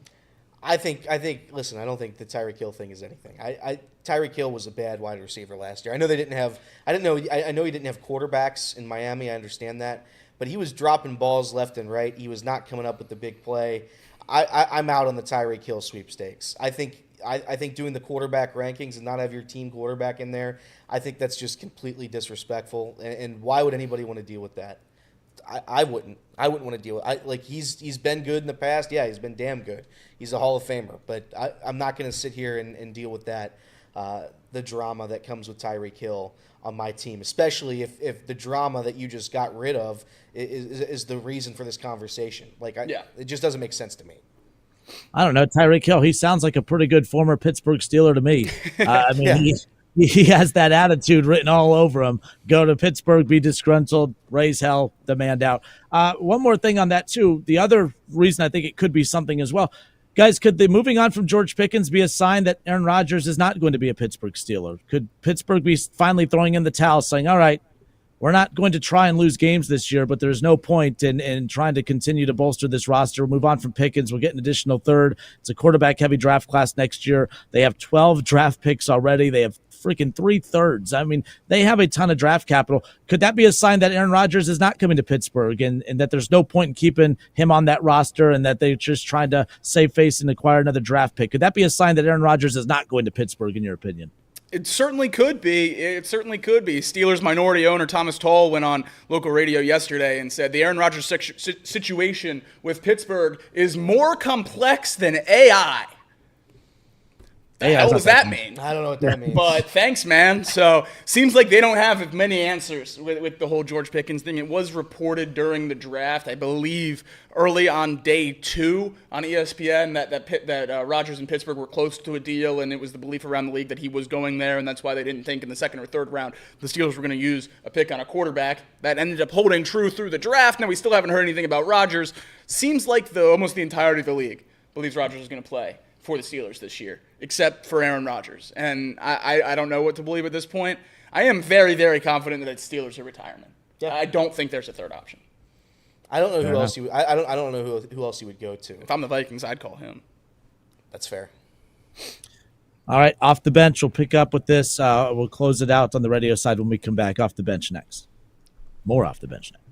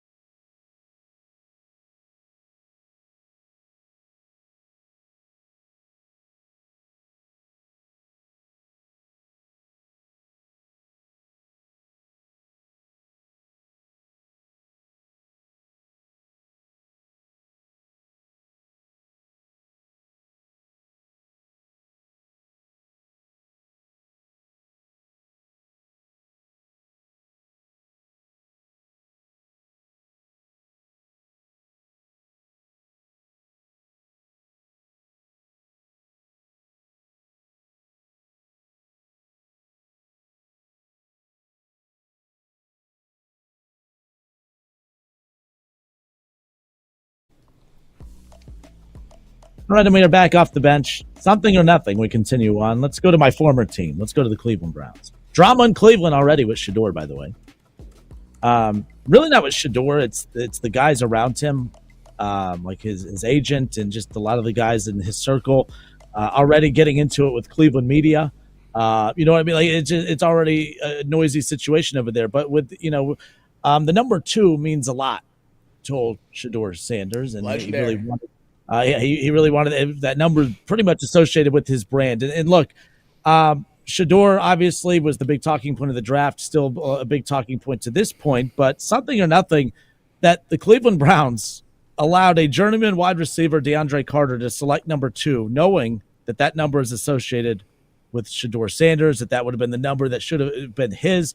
Something or nothing. It might just be a number, but it's created a lot of noise in Cleveland already. Something or nothing that the Browns allowed a journeyman, no-name wide receiver to pick the number that should have gone potentially to Shedeur Sanders. I'm going to say nothing because of the very little I know about NFL front offices and jersey numbers. Almost every single time, numbers 1 through 9 are locked in for veterans. And only if veterans pass on them can rookies choose single-digit numbers. Quinshon Judkins wearing 10 when 1 is available. Shedeur picked 12 when 2, I guess, wasn't available after DeAndre Carter picked it. But most of the time, rookies are not allowed to pick single-digit numbers. Jamar Chase, obviously an exception to that with 1. Quarterbacks, punters, kickers, exceptions to that. But most of the time, those single-digit numbers are reserved for the veterans if they want them. And Shedeur being a 5th-round pick, I'm sure he lost that card to play. So I'm going to say nothing, and I'm actually going to give the Browns credit. I think, it would be very easy for them to sit there and say, we took Shedeur in the 5th round, and we know he's number 2, and we're going to hold on to it for him and give it to him in training camp. I think this is them telling him, hey, you're coming in here, and you're not Shedeur Sanders, projected 1st-round pick anymore. You're Shedeur Sanders, the guy we took at 144,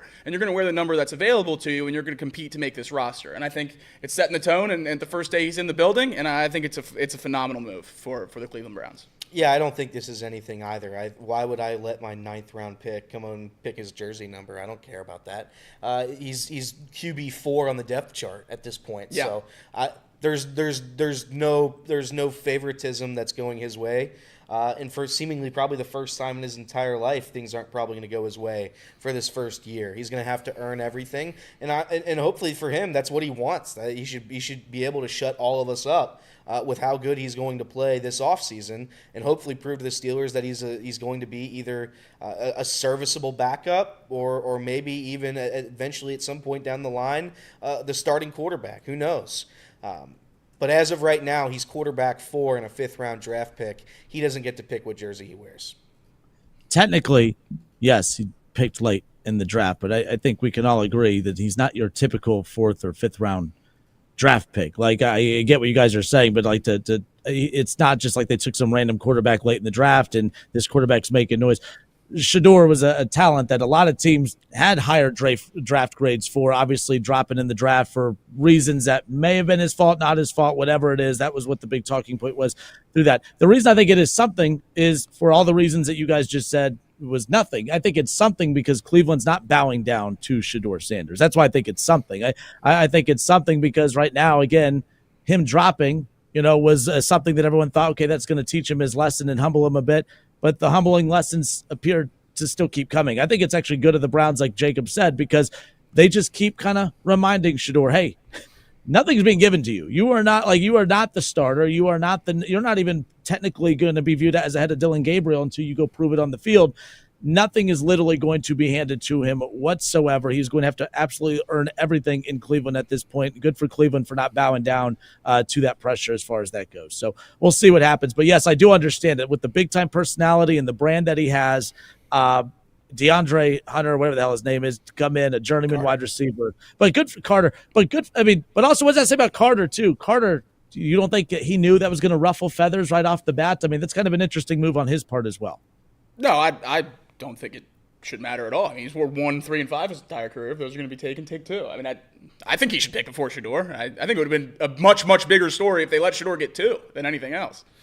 Do you honestly believe, Kenner, that Shedeur is higher than Dylan Gabriel in their depth chart rankings right now? There is no depth chart. I know. So. But he's saying just like in. But I'm saying when you talk about the quarterback room for Cleveland, do you think Shedeur is QB3, 4, 2? What do you think he is? I think Shedeur will be 2.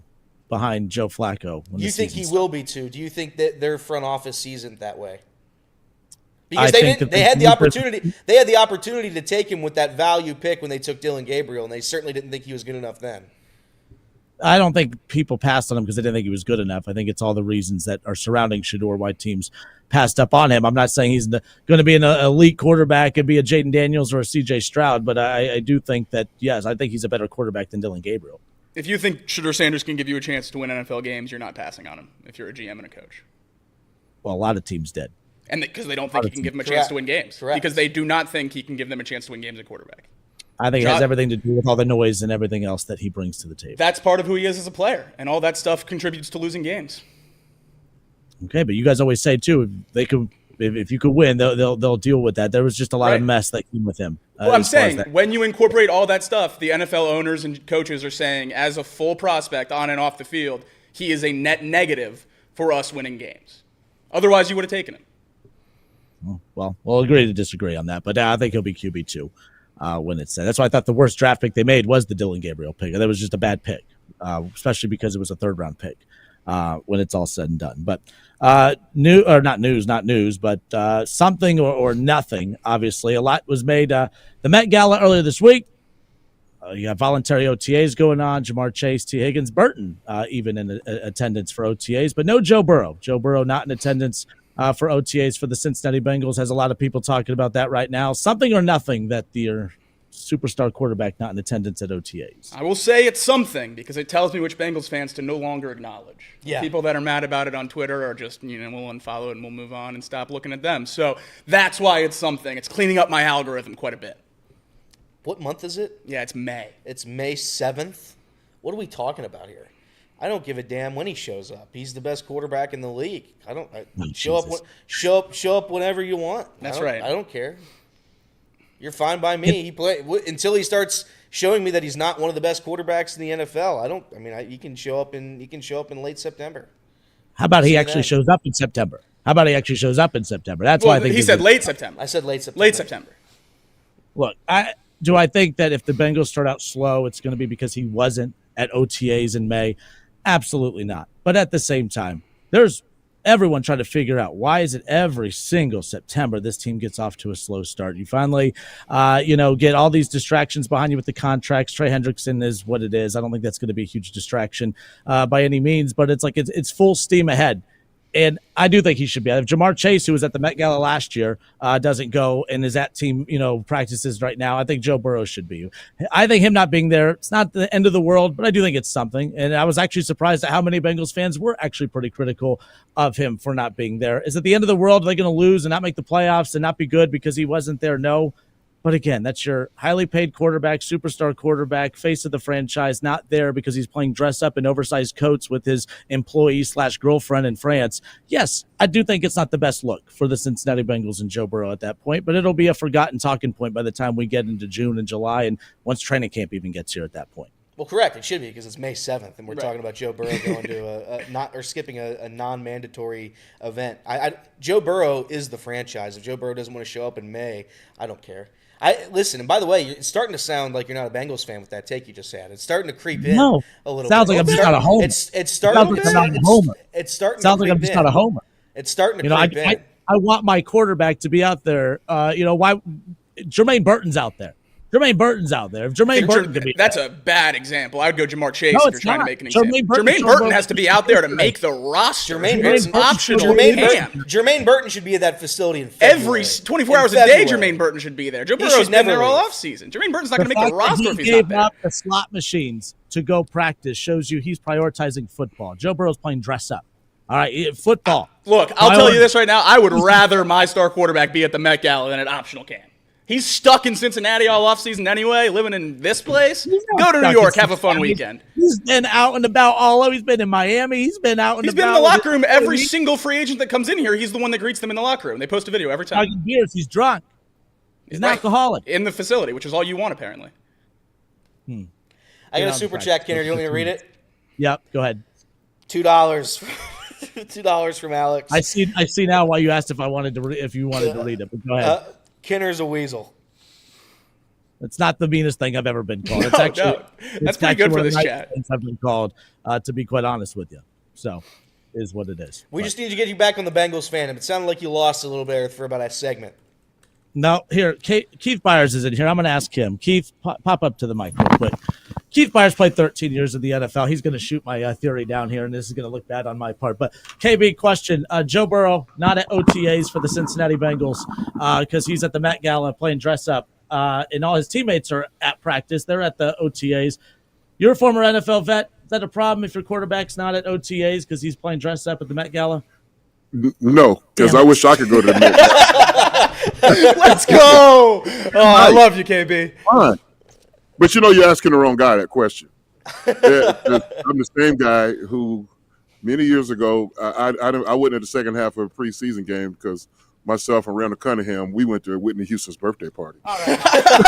Hey, that's more meaningful than a preseason game for sure. Off the bench, thank you guys for tuning in. That backfired. We'll do this again tomorrow. All right, off the bench. We'll do it again tomorrow. Thank you, guys.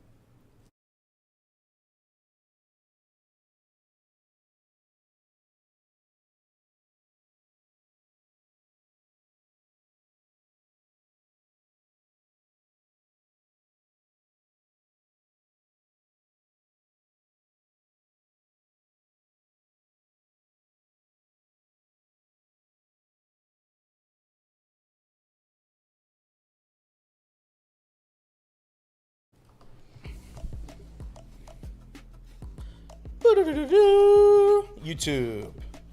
It's the YouTube. Does anyone in the history of your life have things that they think going to go their way go directly against them more often than Kinner live on air? No, it seems like it goes against them a lot. We're like minimum 1.5 a week. Yeah. Yeah, that was a tough one. That was a tough one. Are there really people? Which, by the way, he's really there. mad. He's there. He's at OTAs today. Right. Yeah, we knew he would be. Are there really people that were upset that he was at the Met Gala? Really mad. For one day. Really mad. Like, really legitimately upset. For one day. It shocked me. It's May. It shocked me. It's May. What are we talking about here? Yeah, I really can't believe it's it. It's May. I don't know how. What does Burrow need to do? There's frustration. I saw people in the chat. I think it was David Shaw. Sorry if I got that wrong. I think it was David Shaw that said, "Why was it such a big deal if Rodgers missed last year?" Well, because Rodgers was coming off a torn Achilles and can't hold Joe Burrow's jockstrap. That's why it was a problem. It's not a problem in Cincinnati because Dan Pitcher's still OC. Jamar Chase is still wide receiver 1. T. Higgins still wide receiver 2. Chase Brown's still running back 1. The O-line's still overall the same. Got the same head coach. Got the same quarterback coach. What's he learning on May 6th? It's one day. It's one day. It was one day. And you know what? If he missed today, I wouldn't care. I don't like. This story is such a nothing to me. If you care about this, we just got to have different priorities. Yeah, you got to sit down and you just got to think. Just take a look in the mirror. Joe Burrow was about 4 different Evan McPherson kicks away from winning the MVP last year. So I don't know what else the guy has to do to prove that he's a good quarterback. On this show, we usually don't tell you how to fan. I'm telling you how to fan right now. Yeah, no, we will. Like, it's Joe Burrow. Relax a little bit. It was one day. He's back there. Met Gala, Darkness Drug Retreat. Yes, correct. Summer Rae and Olivia? Alan Lazard in a hut in Mexico.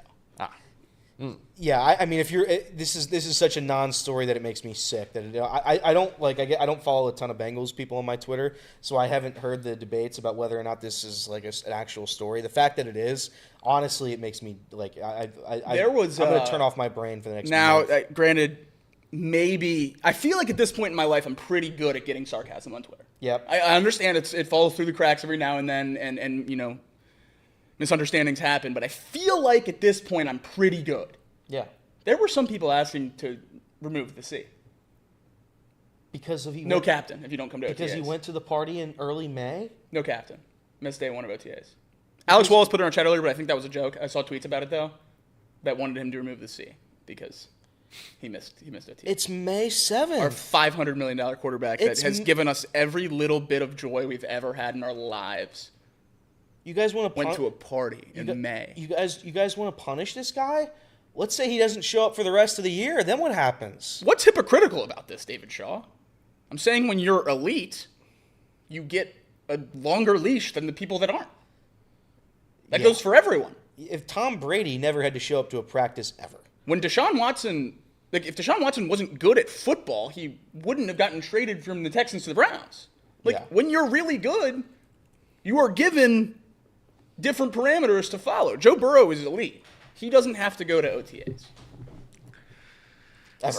Just sorry to my Facebook fans out there that watch this show, but it's your fault. It is. It's literally the Facebook fans that are just losing their mind over just some ideology that in today's day and age that you have to be at every single little thing. And by the way, it's called OTAs because it's optional. Correct. Optional.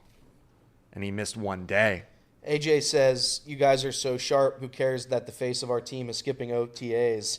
Who cares that him and his team have literally started slow? I'm the captain of the team needs to start fast. I'm the captain of that team who complain and constantly say that when the season starts, the Bengals have to be better. They have to be ready right away. They have to. But we're not even in the same galaxy as when practices start. I mean, if we're in July, yeah, come talk to me. But we're on May 7th, and we're talking about skipping one practice for the quarterback, who, to be quite honest, what's he going to do at that practice? What's strain his calf? What's he going to do on May 7th? It's not going to be a lot. Yeah, I don't get it. I mean, the rookies aren't even there yet, by the way. What tomorrow? 2 days? 2 days. If the whole thing's about him being a leader and he should just be there for everybody else, FaceTime him in. I don't know. I feel like roll out the TV. Yeah, I'm like, this is such a nothing to me, and yeah. To AJ's point, if this was happening when in August when we're playing games, preseason games, completely different story. If this is happening in July when we're going hard 2-a-days, yeah, then this is a completely different story. If this was June, maybe I still would say no in June, but we're talking about basically April. It's the first day of OTA. The draft was 2 weeks ago. The most optional of the optional training. To be honest with you, I'd rather him not be there because honestly, I don't want him to get hurt. He can't get hurt. I don't want him to get hurt. It makes no sense to be upset with this. Yeah, that's silly. The fact that it was one day too, get a grip, people. Relax a little bit. That's nonsense. Take the captain away from him. LOL. Very, very funny. I think the Venn diagram of people that want Ellie De La Cruz in the outfield and are mad about Joe Burrow not being at the first day of OTAs is a circle. Yeah, I think that's right. I think you're right. That's the same people. Maybe a little small, just where it doesn't overlap from Reds and Bengals fans, but everyone else, I think it's the same people. Yeah. The Redlegs. They stink, man. You think they're going to win tonight? No. Maybe Hunter. I mean, the Braves won't score more than 3 runs. But that doesn't mean anything. No, the Reds are so bad that it makes me sick. I get so visibly frustrated when I watch them. It gets me sad. I just want to be happy. I want one of the teams to win me a game every now and then. I got put in a predicament yesterday that was not very fun. When the Pacers get down 20, I put that on the small TV and put the Reds on the big TV. Oh boy. Obviously, you can't. The Pacers are going on a 30-4 run. I can't switch it back. Can't switch it back. So basically the entire fourth quarter, I was no audio Pacers Cavs, full audio on a 0-0 Reds Braves tie because I wouldn't change it. And that's a smart strategy. And you won them the game. I did. Because you didn't do that. So, but good for you. I turned him up. I turned him up with the Pally free throws, so I heard the end if I had to. Good. But Good. Yeah, man, that was crazy. We'll see. Reds tonight, 7:15 in Atlanta. Good luck to them. Good luck to them. I hope they win. That's the thing, Prove the haters wrong. At least if they're going to keep losing in the most heartbreaking fashion possible, at least it's fun. Yeah, at least it's really enjoyable to watch. Casey? Yeah, that's the other thing too. I want to die when I watch this. Right, it makes me want to pull my eyelids off of my eyes. Casey, can we play the explanation? We sent it in the group chat. Jacob put it in there.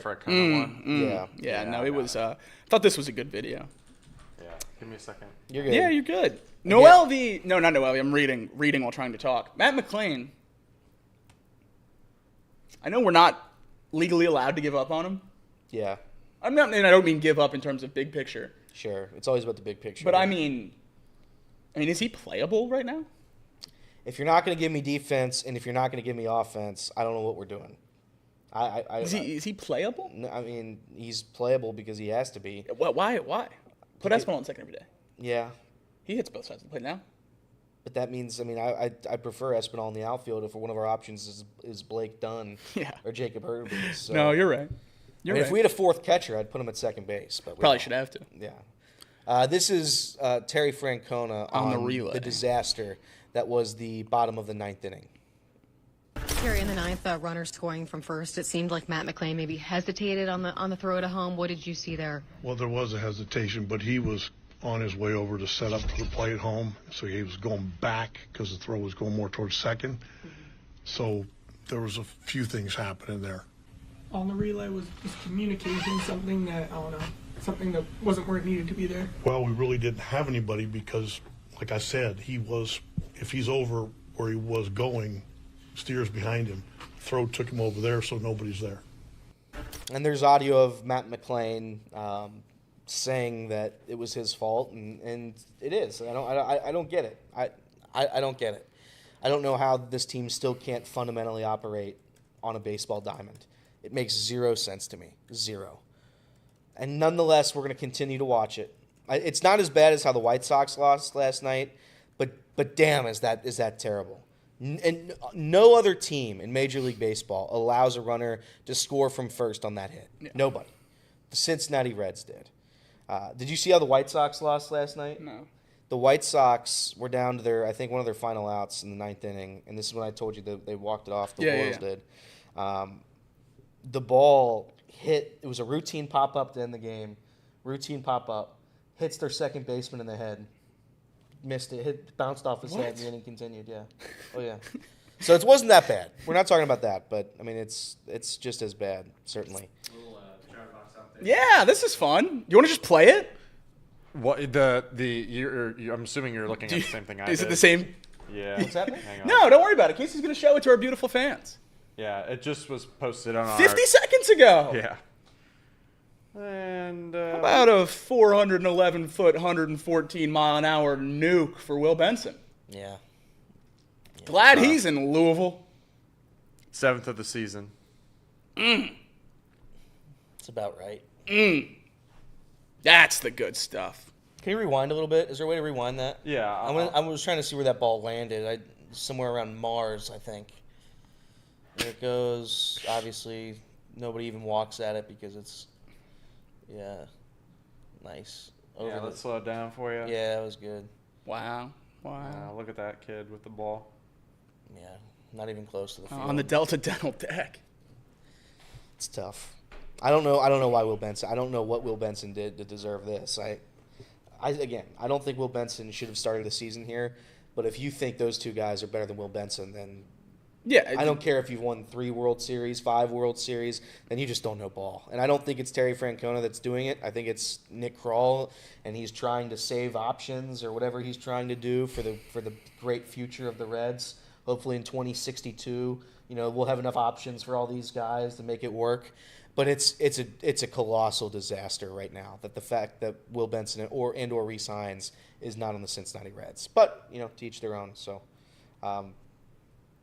I hope they win. That's all I can say is I hope they win tonight. Boy, what if I told you this 17-game stretch they'd have a losing record? Yeah. A losing record during the easiest part of the season. Yeah. At least this wasn't like a big deal or anything. No. Still early. Still real early. That's what everybody tells me. Still early. It's really early. That's what everybody. That's what I get told. Yeah. It's honestly amazing. And I get told that I shouldn't complain at all. All Reds fans just look for a reason to complain. Yeah, that's about right. Yeah, it was just 1 week, and it was just 1 month, and then now we're under a quarter. Yeah. Yeah, we'll see. Maybe when we're about 40% of the way through, just under 50%, we can still say it hasn't been long enough to make a sure decision about what this team is. Yeah, when the Reds were leading the division in 2023, it wasn't about that year; it's about the future. That's right.